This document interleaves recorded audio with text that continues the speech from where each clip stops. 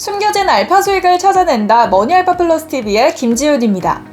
내 은퇴 후 안정적인 노후 생활은 어떻게 할까? 이런 고민에 빠져 미국 주식에 투자, 안정적인 배당 생활 꿈꾸는 분들 참 많으시죠? 오늘은 백테스트를 통해 은퇴 후 여유 자금을 어디에 투자하는 것이 가장 좋을지, 최적의 포트폴리오는 뭘지 찾아보는 시간을 가져보겠습니다. 은퇴를 미리미리 계획해 20년, 30년 장기 투자를 진행하시는 분도 계시지만 이제 막 은퇴를 앞두고 계신 분들, 장기 적립식 투자는 쉽지가 않죠. 우선 은퇴 예정자분들은 은퇴 자금을 갖고 필요한 생활비로 매달 일정액을 인출해 쓰는 방식, 또는 원금만큼은 지키면서 매달 일정해서 인출해 쓰시는 방식이 뭘까 고민하시리라 생각됩니다. 여기에 노후자금 안전 인출 전략으로 잘 알려진 윌리엄 벤젠의 4% 룰이 있죠. 바로 은퇴자금 10억이라면 연 4천만 원을 인출했으면 원금 손실 없이 안전하다는 겁니다. 물론 개인별 재무 상황에 맞춰 인출액은 설정해 볼 수 있습니다. 은퇴자금은 그야말로 변동성이 적고 가장 믿을 만한 투자 상품에 투자해야겠죠. 미국의 S&P 500 대표 ETF인 SPY, VOO 또는 나스닥 QQQ, 배당성장 ETF SCHD, 또는 고배당 커버트콜 ETF인 제피나 제피큐가 그렇지 않을까 합니다. 그럼 지난번 영상에서 잠깐 보여드렸던 포트폴리오 비주얼라이저 백테스트 프로그램을 활용해 과거 10년간의 성과를 기초로 시뮬레이션을 돌려보도록 하겠습니다. 먼저 시뮬레이션 전에 가정은 이렇습니다.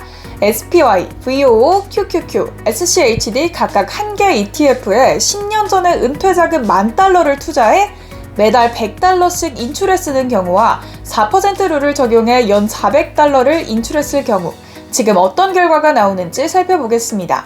먼저 $100씩 매달 인출하는 경우입니다.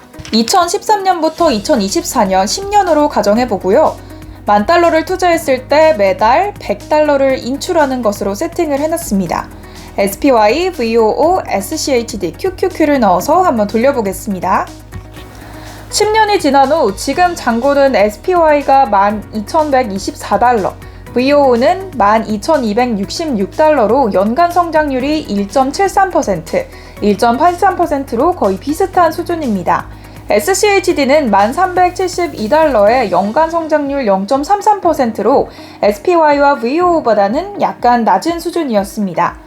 QQQ는 $32,60에 연간 성장률 10.34%를 기록해 상당히 양호한 성과로 보입니다.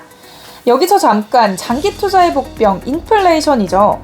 미국의 경우지만 인플레이션을 반영했을 때는 실질 가치가 QQQ $22,245를 제외하고 SPY $8,913, VOO $9,017, SCHD $7,625로 모두 $10,000를 밑돌았습니다.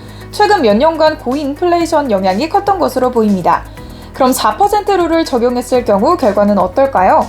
잔고 기준 SPY $34,889, VOO는 $35,034, SCHD는 $31,170, QQQ는 $61,604로 나타났습니다. 연간 성장률 또한 SPY나 VOO는 11.7% 선이고요. SCHD는 10.63%, 그리고 QQQ는 17.54%로 나왔습니다. 물론 인플레이션을 반영했을 때 실질 가치인 $10,000는 모두 넘어섰고요. 특히 SCHD에 투자했을 경우 첫 1년, 2년을 제외하고 이후부터는 배당금만으로 $400 인출이 가능했다는 점 눈여겨볼 만한 대목입니다.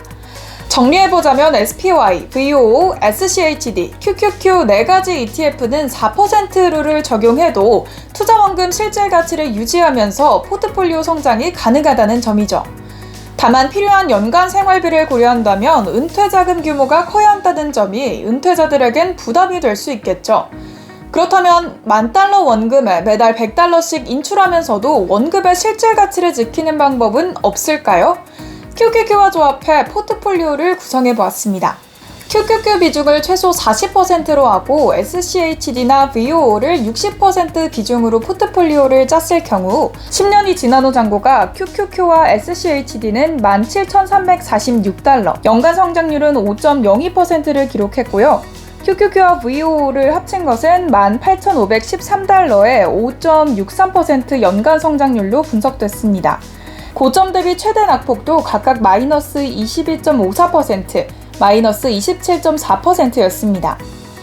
QQQ 40%, VOO나 SCHD 60% 조합은 인플레이션을 반영하더라도 $10,000 밑으로 떨어지지는 않았습니다. 다시 말하면 최대 27%의 낙폭을 견디고 분기별 리밸런싱 정도만 할 수 있다면 투자 원금의 실질적 가치 하락 없이도 달성 가능한 목표라는 의미입니다. 물론 환율 변동이나 우리나라 인플레이션을 적용한다면 약간 차이를 보일 수 있다는 말씀을 드립니다. 환율은 10년 전 달러당 1,000원 선이었고 지금은 1,300원대를 넘고 있죠. 과거의 실적이 미래에도 그대로 적용된다는 보장은 없습니다. 하지만 은퇴를 준비하고 계신 분들이라면 지금부터 꼭 나에게 맞는 투자 포트폴리오를 신중하게 계획해 보시기를 권해드립니다. 지금까지 머니알파 플러스 TV의 김지윤이었습니다.